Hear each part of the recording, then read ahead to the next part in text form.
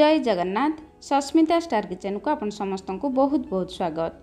Calcium, iron, magnesium, potassium इत्यादि vitamins रे भरपूर तथा विभिन्न प्रकार औषधीय गुण रे भरपूर बेलरू पुणी बेलपणा। खरा दिने एमिति बेलपणा थरे पीले मन आत्मा सबू शांति हो। आशा करुच्ची आज रेसिपी आपण समस्त को पसंद आसिबो। जदि आज रेसिपी आपण को पसंद आसिबो वीडियो को लाइक करिवे, दया करी मो चैनल को सब्सक्राइब करिवे। तेबे चलंतु बनेवा स्टार्ट करिबा। आजिरो बेलपणा पाई मु दुईटी मीडियम साइज रो पूरा पाचि जाइथिबा बेल नेची। पूरा पाचिला बेल नेबे पणा खाइबा पाई भल लागिबो। कंचा बेल नेबे नाही, पणा खाइबा पाई भल लागिबो नाही। एबे देखंतु बेल को जेमिति मु फटै दोउची, आपण बेल को सेमिति फटै देबे। बेल को फटै सारिबा परे बेलर मांसाळ अंश को स्पून सहाय्य रे देखंतु जेमिति मु बाहर करनौची, आपण सेमिति बाहर करनेबे। बेल चोपारू भी बेलर मांसाळ अंश को स्पून सहाय्य रे बाहर करनेबे। आपण चाहिले नडिया करुणी रे मध्य ए मांसाळ अंश को बाहर कर परिबे, किंतु स्पून रे बाहर करनेले सुविधा होइथाय। आपण को जेमिति सुविधा लागिबो आपण सेही प्रोसेस रे बेलर मांसाळ अंश को बाहर करनेबे। खरा दिने बेल शरबत पीबा देह पई बहुत हितकर। बेलरे बहुत प्रकारर विटामिन्स रहिथाय। डायबिटिक पेशेंट एवं कैंसर पेशेंट मानक पई बेल बहुत उपकारी होइथाय। बेल को प्रथम एमिति छड़े नेबे। छड़े नै सारिबा परे सेतिरे मु ठंडा पानी दे दोची। ठंडा पानी जदि आपन को पसंद नै आपण नॉर्मल पानी दे परिबे। एबे बेल को हाथ रे एमिति चकटी नेबे। बेल रे पानी देई चकटिबा समय रे देखिबे बेल रे थिबा मंजी पारु एमिति बाहर को बाहरी आसीबो।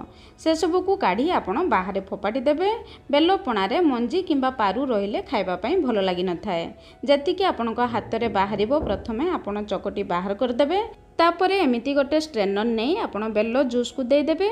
स्ट्रेनर उपरे मंजी एवं पारु अंश रही जिवो। जदि आपण पाखरे स्ट्रेनर नथिबो आपण जेकोनोसी पतला कपड़ा रे मध्य बेल जूस को छानी परिबे। एबे देखंतु पूरा परिष्कार बेल शरबत आम रेडी हो गला। आपण चाहिले ए बेल शरबत को एमिति मध्य पी परिबे। एबे चलंतु आमे पणा बनेबा। पणा बनेबा पई गोटे मिक्सिंग बाउल नै सेतिरे मु दुईटी कदली दे दोउची। दुईटी मीडियम साइज रो बेल नैथिली। जहा सामग्री देबी सेतिकी बेल पई गोटे छोट गिना रे मु एठी किछि पानी गुड़ नैची। आपण चाहिले पानी गुड़ बदल रे गुंड गुड़ किंबा चीनी नै परिबे। चीनी किंबा गुड़ कदली सहित देई चकटी देबे। भल भावरे चकटी जिवो। एबे सेथिरे गोटे छोट गिना नडिया कोरा दे दोउची। नडिया कोरा टिके अधिक देबे, पणा खाइबा पई भल लागिवो। अधा गिना फ्रेश दही दे दोउची। दही बेसी खटा नेबे नाही, टिके फ्रेश थिबो दही नेबे, पणा खाइबा पई भल लागिवो। जदि आपन को दही पसंद नय ताले आपन दही स्किप करिवे, किंतु दही देले बेलर मिठा अंश बैलेंस हो जाइथाय। एबे ए सब को प्रथमे मु भल भावरे चकटी दोउची। चकटी सारिबा परे रखिथिबा बेल शरबत को दे दोउची। बेल शरबत को कदली नडिया गुड़ सहित भल भावरे मिसै दोउची। एबे देखंतु भल भावरे एमिति मिसै नेबे। जेते भल भावरे आपण ए पणा को मिसेबे, पणा खाइबा पई भल लागिवो। एबे सेथिरे अधा गिना घरे छिंडा जाइथिबा फ्रेश छेना दे दोउची। छेना टिके निहाती देबे, पणा खाइबा पई भल लागिवो। गोटे गिना बुंदी दे दोउची। आपण जदि अधिका मिठा खाउथबे ताले अधिक बुंदी दे परिबे। एबे सेथिरे मु गोटे चामच गोलमरिच गुंड दे दोउची। गोटे चामच रो टिके अधिका राग हबो। जदि आपण को कम राग पसंद आपण आधा चामच गोलमरिच गुंड दे परिबे। अधा चामच रु टिके कम गुजराती गुंड दे दोउची। गुजराती गुंड देले पणार बास्ना बहुत बढ़िया आसी थाए। गोलमरिच गुंड गुजराती गुंड आपण निश्चय भावरे देबे। आपण जदि चाहेबे गोलमरिच गुंड बदल रे गोलमरिच छेचिकी दे परिबे। एबे पणा टिके बहलिया अछि, सेथिरे म अल्प पानी दे दोउची। आपण पानी देखिकी देबे, बेसी पानी करिवे नाही। एबे परफेक्ट कंसिस्टेंसी अछि। आपण जदि चाहेबे ए पणा रे अल्प किछि फल दे परिबे।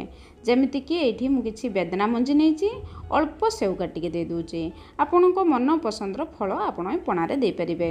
दुईटी गुलाब जामुन दे दोउची। आपण जदि रसगोल्ला पसंद करथुबे ताहले एथिरे रसगोल्ला मध्य दे परिबे। आपण चाहिले ए पणा रे किछि कटा होइतिबा ड्राई फ्रूट्स मध्य दे परिबे। एबे पणार कंसिस्टेंसी पूरा परफेक्ट अछि। पणा पूरा रेडी हो जाइछि। ग्लास रे पणा दे सारिबा परे पणा ग्लास को सजाइबा पई ता उपरे किछि करा होइतिबा नडिया, किछि बुंदिया, किछि बेदना मंजी दे दोउची एवं अधिक सुंदर देखावा पई गोटे गुलाब जामुन दे दोउची। आपण को जेमिति पसंद आपण सेमिति पणा ग्लास सजाई परिबे।